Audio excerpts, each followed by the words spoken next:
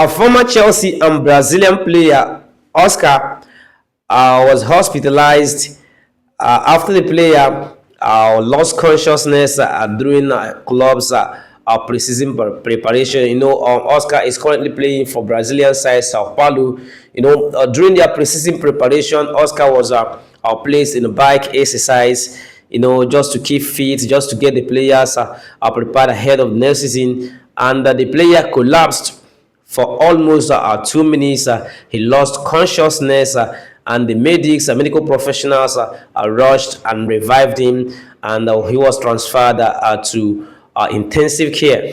This same thing I think happened to Kun Aguero. Oscar's case happened to Kun Aguero after playing for Manchester City, Atletico Madrid. Then when he was playing for Barcelona too, this same thing happened, and he was forced to retire from professional football. Oscar also played for Chelsea. I think he made name for himself when he was playing for Chelsea before he moved to China, then returned back to his home ground, his home country, Brazil.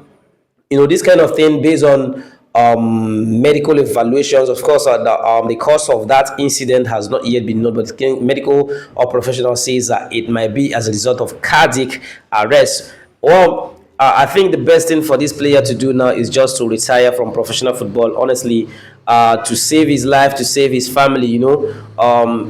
Oscar is 34. I think I've seen so many players retire at the age of 31, 32, 33, 34.